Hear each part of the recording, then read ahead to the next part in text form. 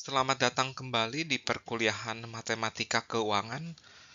Saat ini kita berada di chapter 10, khususnya di 10.3, di mana kita akan berdiskusi mengenai imunisasi portfolio.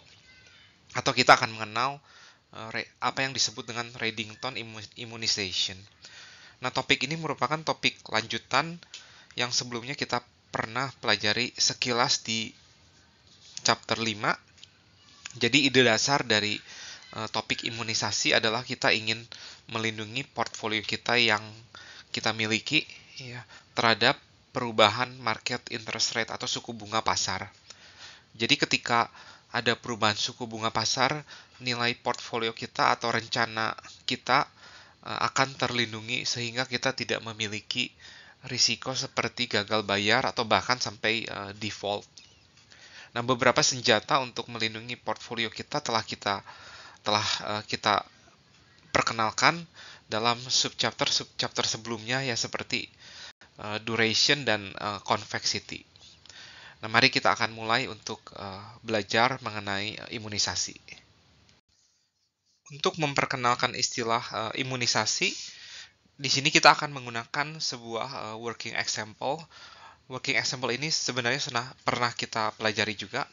Nah, jadi pada intinya, misalkan kita bekerja sebagai sebuah investment manager dari sebuah perusahaan yang beberapa tahun lalu pernah mengisu atau menerbitkan zero coupon bond ya, yang totalnya itu sampai 100.000 ya. Jadi, dan kemudian bond-bond ini tuh akan due ya, akan expired di 3 tahun ya, dalam 3 tahun ke depan.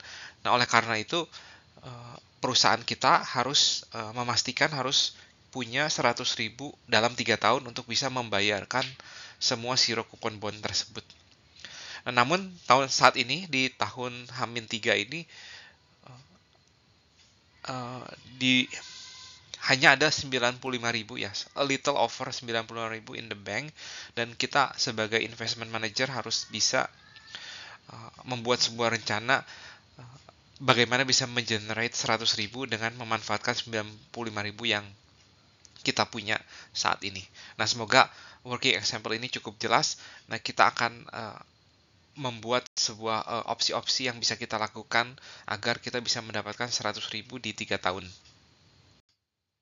Sebagai seorang investment manager, berikut adalah beberapa opsi yang bisa kita pilih untuk bisa mengenerate 100.000 dolar dalam 3 tahun. Nah, berikut adalah tabel yang mengilustrasikan harga dari zero coupon bond yang diterbitkan oleh perusahaan lain, dan kita punya opsi sebagai investment manager, kita punya opsi untuk membeli zero coupon bond ini karena bond itu adalah salah satu investasi yang mungkin paling tidak beresiko dibandingkan investasi yang lain gitu. Namun tentu saja lebih untung dibandingkan kalau kita simpan 95.000 yang kita punya di bank, karena bunganya pasti jauh lebih rendah dibandingkan bunga dari zero coupon bond ini. Nah, bunga dari zero coupon bond ini ada yang 2% dan ada yang 3%, dan itu lebih baik daripada bunga bank ya. Oleh karena itu, mungkin opsi yang paling gampang, yang paling bisa kita pilih itu adalah opsi yang nomor 2 nih ya. Nah, jadi kita kebetulan harga zero coupon bond-nya itu adalah redemption value-nya itu adalah ini ya, 100.000. Jadi kita bisa beli 100 ini, 100 zero coupon bond, sehingga dalam 3 tahun kita garansi untuk bisa dapat 100.000 ya. Dan harga yang harus kita bayar saat ini agar kita bisa dapat 100.000 dalam 3 tahun adalah ini ya, harganya udah dikasih di sini ya, 942,32, yaitu adalah untuk 100 kupon, untuk 100 bond harganya adalah 942,32 ya. Jadi sedikit di bawah 95.000 gitu ya. Dan ini merupakan salah satu bentuk investasi yang terimunisasi, karena karena kita tidak peduli dengan perubahan interest rate, jadi mau interest rate-nya suku bunga pasarnya naik atau turun, kita tidak peduli karena kita digaranti untuk dapat 100.000 dalam 3 tahun. Ini adalah salah satu bentuk imunisasi. Nah, namun di sini ada catatan. Catatan pertama itu terlihat bahwa di sini itu ada suku bunga bond tersebut, suku bunga zero coupon bond tersebut itu adalah 2%. Ya, jadi yield rate pasarnya saat itu adalah 2% dan itu sebenarnya cukup rendah gitu ya. Jadi mungkin sebagai investment manager kita harus punya opsi yang lain.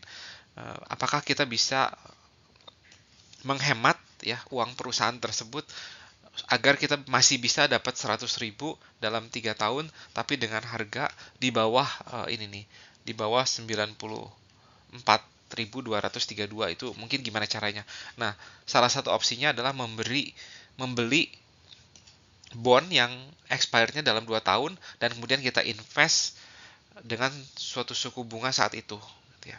Atau opsi yang ketiga adalah kita membeli bond yang expirednya dalam 4 tahun, tapi dalam 3 tahun kita jual. Nah, semoga ketika kita jual, suku bunganya cukup baik, sehingga kita bisa dapatkan 100.000 US dalam 3 tahun.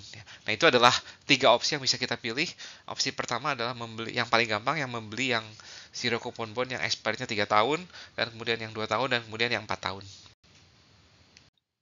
Nah, dalam slide ini, kita akan mencoba mereview opsi-opsi yang kita punya ya. Nah, tadi sebelumnya kita akan labelkan dulu ya. Yang pertama itu kita sebut bond A, yang kedua itu kita sebut bond B, yang terakhir kita sebut dengan bond C. Nah, untuk opsi yang pertama yaitu kita membeli 100 bond B, itu merupakan sebuah investasi atau portfolio yang terimunisasi ya, karena terlindungi dengan aman dari perubahan interest rate. Ya, sekarang kita akan tinjau opsi yang kedua. Opsi yang kedua akan kita lihat bahwa akan menghasilkan harga yang lebih murah dibandingkan opsi yang pertama tadi ya. Nah, opsi yang pertama adalah membeli bond A saja ya. Nah, bond A saja. Nah, jadi cara menghitungnya, kita kan pengen tahun ketiga itu kita dapat 100.000 ya.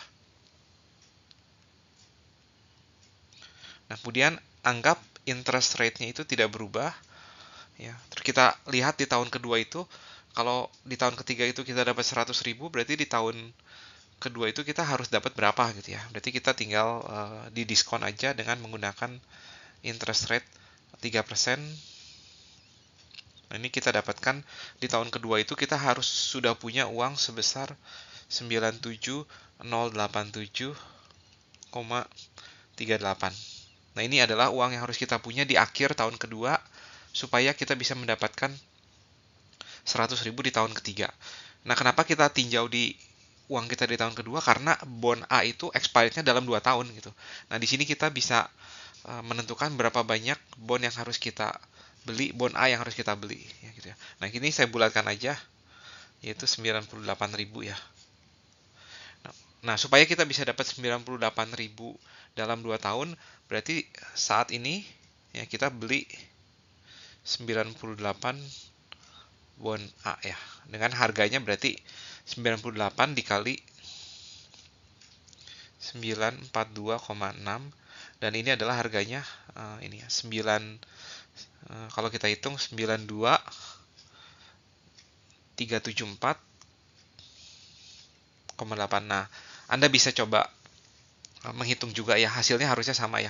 Dan ini jelas jauh lebih murah dibandingkan opsi yang pertama tadi, karena opsi yang pertama tadi harga yang harus kita bayar adalah 94.232. Nah, di sini kita hanya bayar 92.374,8 ya. Nah, kemudian ada opsi berikutnya, opsi ketiga, yaitu dengan memanfaatkan bond C, bond yang ketiga yang expirednya itu 4 tahun ya. Nah, idealnya di tahun ketiga itu kita dapat 100.000 ya. Nah, tapi karena bond itu expirednya 4 tahun, berarti kita akan kita bungakan dengan bunga 3% juga ya. Karena ini 3% juga nih di sini.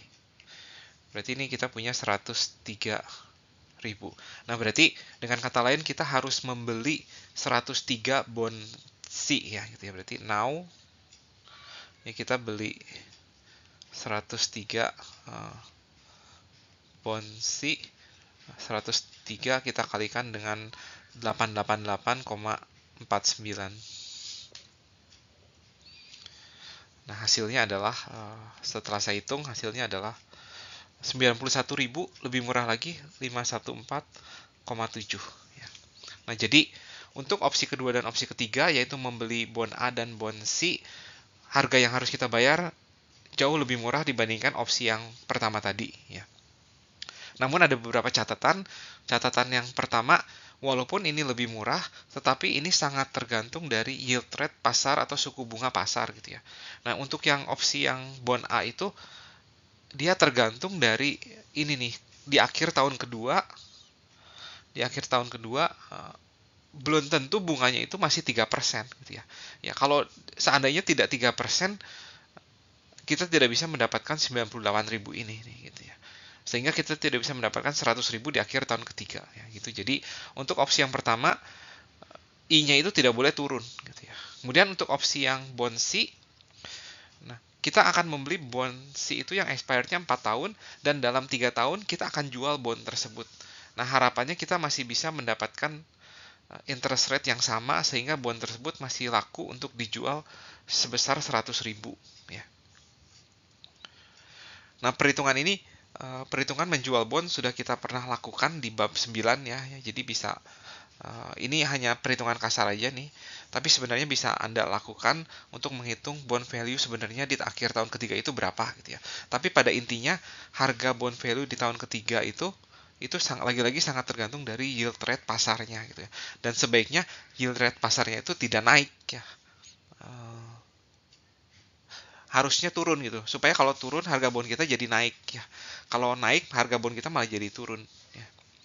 Nah, itulah fenomenanya gitu ya. Jadi ada keuntungannya karena lebih murah, tetapi ada kerugiannya yaitu ketika yield rate-nya itu naik, kita tidak bisa lagi kita bisa gagal bayar suatu saat gitu ya. Oleh karena itu kita akan mencoba kombinasi dari bond A dan bond C supaya kita dapat portfolio yang terimunisasi terhadap perubahan yield rate.